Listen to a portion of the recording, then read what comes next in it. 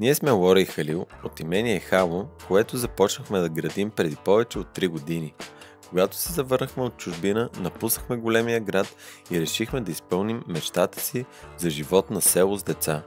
Отглеждането на нашето бебе в устойчива среда, близо до природата, е основен мотив, който ни подтикна към завръщане на село. Здравейте, добри хора! Първо ще започна с това, че сме изключително благодарни за вашата активност, за позитивната реакция след нашето първо видео. Държа да знаете, че за нас е изключително важно също и вие да бъдете активни, да коментирате и да споделяте какво е вашето мнение за нещата, които правим. И по този начин просто каналът ще се развива и ще може да споделяме повече от позитивните неща на селския живот. Днес ще ви разкажем и ще ви покажем как отглеждаме нашите домати и краставици. Шегувам се, прекалено рано е за домати и краставици. Днес ще ви разкажем за нашата градина, как започнахме с градинарството и също така какво гледаме през зимата.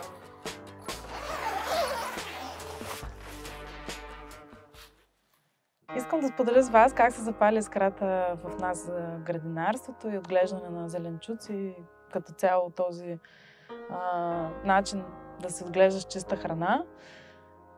Преди години, когато бяхме в Австрия, на мен много ми стана тъжно за България и за близките ми и се притеснявах, че ако нещо се случи с някой от тях, аз няма да съм наблизо. И затова реших да се върна в България. Оставих Халил в Австрия. И точно си дойдох и се оказа, че прабаба ми се е счупила кръка. Съответно отидох при нея да й помагам. Грижих се за нея, усетих, че аз си предавам от моята жизнена сила. И тя пък в замяна ми връщаше знания, дори без да си говорим. Съседките дойдоха и ми показаха къде какво е съдила през годините. И аз хванах една мотика и вървях по нейните стъпки. След това отново се върнах в Австрия и с Халил заедно се върнахме в България, където отидохме при другата ми баба, по бащина линия, баба Донка, която вече не е сред живите, също както и прабаба. Но там пък се научихме как се прекопава земята, как се съдят картофи, как се прави разсад от пипер, как се разсаждат пипера, как се съдят марули и всичко това, което виждате на тези снимки. След този период от нашия живот решихме вече официално да си търсим наша си къща, място, на което ние да живеем. И сега Халил ще ви разкаже историята откакто сме тук.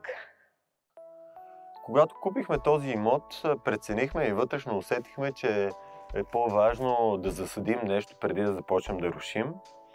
И така и направихме. Тук в това малко пространство почистихме тревата, която беше до кръста висока и засадихме първите, може би, 10 корена домати, няколко коренчета краставици. Пробвахме и зеле романеско, което беше доста неуспешно. Донесохме си расът от женския пазар в София. Въпреки че през цялото време Неделчо и Хала бяха нашите верни помощници, имахме и своите неуспехи. И така, първите плодове, които откъснахме, бяха наистина сладки. Най-сочните домати, които сме пробвали в живота, и най-крехката краставица, която човек може да си представи. Когато дойдохме тук, тревата буквално беше до кръста. Дори в началото не знаехме докъде стига нашият имот. Доста се информирахме какъв е най-правилният подход за стартиране на градина на село, след като дълго време не беше обработвана. И все пак решихме, че трябва първо да се изоре. Беше много интересно. Сега си спомням, един ден отидахме да помогнем тук на една баба да си набие колците на доматите и като се прибрахме, видяхме трактора тук на комшията Бай Неделчо, как коси нашата трева и се оказа, че другият ни комшия го е помолил да ни окоси тревата. Той реално ни беше съжалил, че тази трева и с тия премеждия по покрива няма да се справиме. Ето тук всичко беше в бъзе. Бъзе по-високо от височината до кръста. Въпреки това решихме, че ще косиме на ръка, че не искаме да влиза трактор. Дори в началото бяхме твърдо убедени да пробваме методите с повдигнати лехи или no-till, нали, без оране. Накрая установихме, че една ливада е необходимо първо да се изоре, за да може да се аерира и в последствие да се облагородява. Нашата теория, или по-скоро теорията, която следваме в градината, е, че трябва да вложиш повече, да вкараш в градината повече от това, което изваждаш. И затова започнахме да правим възстановителната програма на Цони Найденов, която включва добавяне на фосфоритно брашно, на калциев карбонат и също така компост. Ето тук ние правим нашия компост или буквално земеделиме. Нали? Земеделие, да правиш земя. Компоста два пъти годишно го пълним. В едната част събираме всичко от кухнята, което остава като органичен отпадък. А пък ето тук са по-големите пространства, където събираме всичко от градината. Първоначално го трупаме отстрани и след това го вкарваме смесено с оборска тор. В момента е малко замръзнало от горния слой, но пък надолу се вижда как. Съжалявам, че не можете да го помириште, но просто растенията, които са се декомпостирали, смесени с оборската тор, си стават на истинска почва. Почва и то богата. Както казват професионалистите градинари, това е черното злато за градината. След като добавиме калциевият карбонат и фосфоритното брашно и компоста, разбира се, оставяме да озреят 1-2 седмици и след това сееме покривна култура. В случаят тук сме буквално нафърляли, разпръснали ръж и леща. Ето тези по-облите са леща, а пък ето това тук заостреното е ръж. Целта на покривната култура е почвата да не премръзва прекалено много, постоянно да има един покривен слой, който също така помага за аерирането на почвата през зимата и също така ограничава до известна степен изникването на бурените. На пролет тази покривна култура ще окосим и след това с фрезата ще я обърнем и реално ще си остане отново в градината. Тук все още имаме голия, която заварихме и реално имаше няколко цветенца, които видяхме жълти и красиви. След това решихме да не я махаме и сега голията си стои, пък когато имаме желание да си хапнем, просто дърпаме един корен, ядеме, тя на пролет пак ще тръгне да расте. От тази страна имаше жив плет от джанки дивачки, които ние орязахме и благодарение на нашия приятел и майстор в облагородяване на дръвчета, ашладисахме една част от тях. Като идеята е ненужните дървета да се отстраняват и дивите джанки не да се отстраняват, ами да се облагородят. И вместо тук да се мъчиме да го убиеме това дърво, ние го правиме една сочна джанка, която нашия син ще бере. А от тази страна, ето тази ябълка може да видите, тя просто беше затисната от джанки от двете страни. И самото дърво растеше с един такъв наклон. След като изчистихме джанките и освободихме тази прекрасна ябълка, новите и млади филизи, ето тези са вече на 2 години,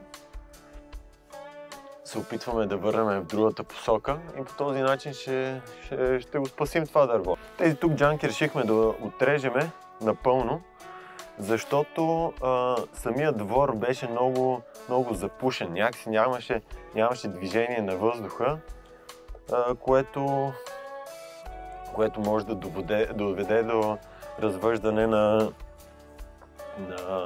разни бактерии. Сложили сме няколко декоративни дръвчета. От тази страна имаме една магнолия, а пък тук златен дъжд. А пък полянката пред къщата решихме да изравним, да нафърляме детелина с цел тук да ни бъде едно пространство за лазене, игра, борене, търкаляне и разбира се опъване на палатки. Тъй като лятото много обичаме да спиме навън. Тук също имаме една облепиха, който не знае, облепихата е от супер храните, сибирска и ананас и една липа, която заварихме на място. Облепихата има мъжко и женско растение. Вижте колко красиви са малките шишарки, медени шишарки на облепихата. След 3-та година започнахме да береме по някоя друга плодче облепиха. Те са кисели.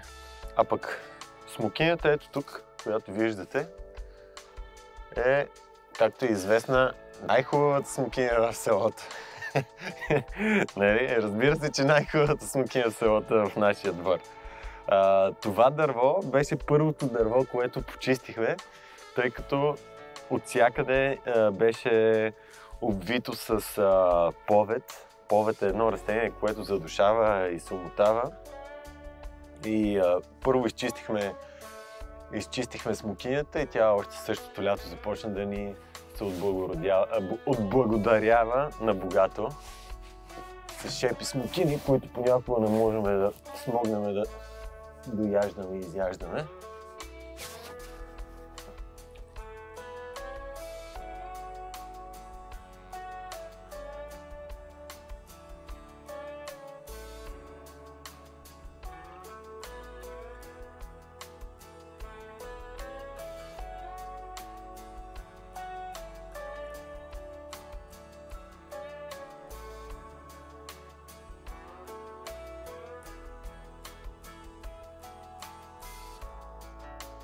А сега ще ви оставим да се насладите на малко кадри от нашата мечтана градина през изминалите години.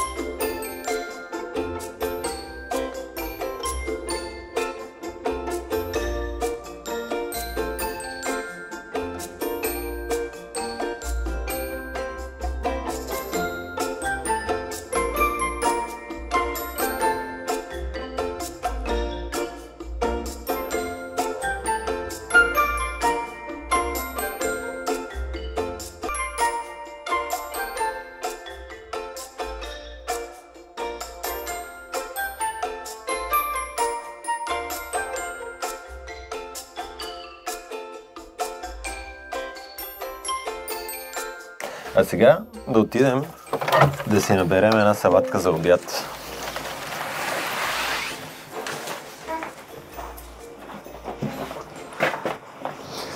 Оба!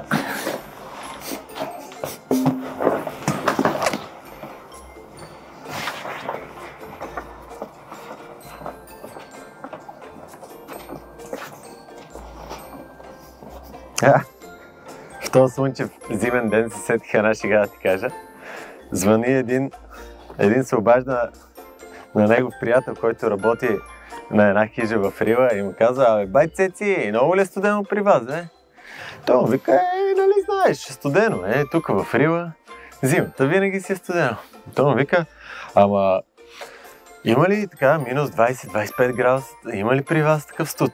И той: бай Цеци отговаря: чак вика, минус 20-25 градуса не е чак толкова студено. Максимум да е минус 7-8 градуса да е максимум.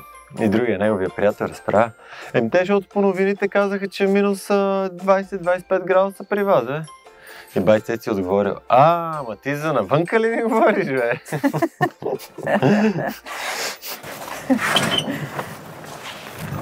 И сега, докато Халил набере салатата, аз ще ви разкажа малко за нашата оранжерия. Тя ни беше голяма мечта. Сложихме в края на септември миналата година, като преди това тук направихме възстановителната програма на Цони Найденов, която Халил спомена по-рано. Зеленчуците, които виждате, засадихме октомври месец, като в тази леха сложихме манго, салати, репички и кел на салатките, които махнахме в последствие. Тук от другата страна имаме марули, като едните покрихме с агрил, а другите оставихме да се развиват по-бавно, за да не станат всички наведнъж готови и да имаме цяла пролет какво да си хрупаме. В следващата леха засадихме лук и рукола, а насам имаме черна зимна ряпа, спанак и там в дъното е новата реколта репички. Нещо друго бих добавил и аз. Бих посъветвал нашите приятели. Например, независимо дали живеете на село или в града, може да си засадите в някоя пластмасова кофичка или тези продълговатите саксийки. Да кажем, да си насадите 20 или 30 корена рукола, не това тук пространство. И след това всеки ден да си берете по малко салатки, без да вадите корена естествено, и така дълго време може да си имате нещо свежичко на трапезата.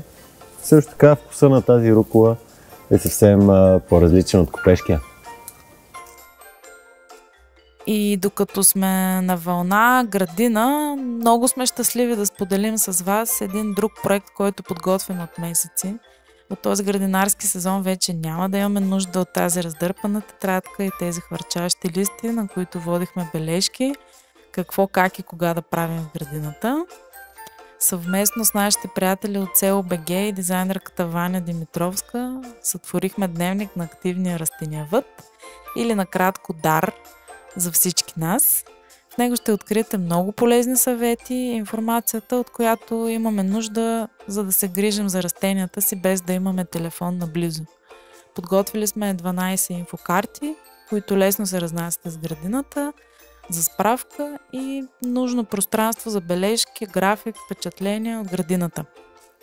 В описанието на видеото ни ще намерите линк за предварителна поръчка с отстъпка, като ще се постараем да започнем изпращането от 20 февруари. Да ходим да обядваме, че Лазар май се събуди. Време.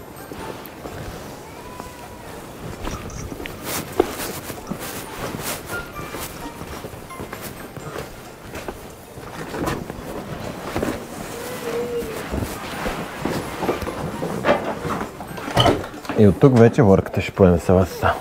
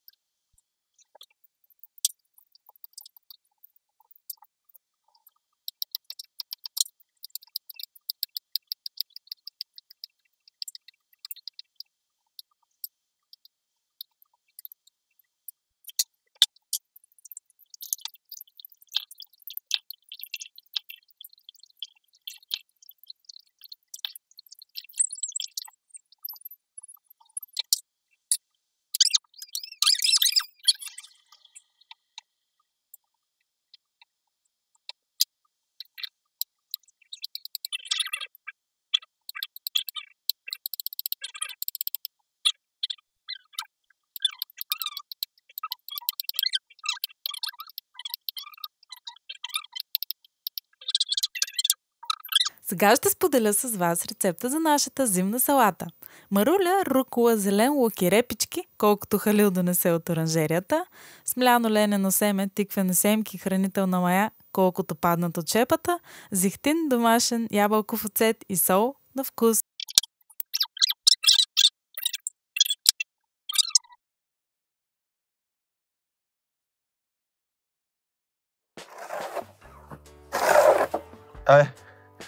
Като цяло имаше още какво да разкажем за градината, ама по стара българска традиция снега ни изненада посред зима. Та нещата, които искахме да ви разкажем, ще останат за някой следващ път, при по-слънчево време и по-подходящи условия. Сега още веднъж искам да благодаря от наше име, разбира се, за това, че ни подкрепяте. И също така държим да знаете, че когато натискате бутона лайк и subscribe, помагате на канала да се развива и да достига до повече хора. И така, бъдете здрави и се обичайте. Чао!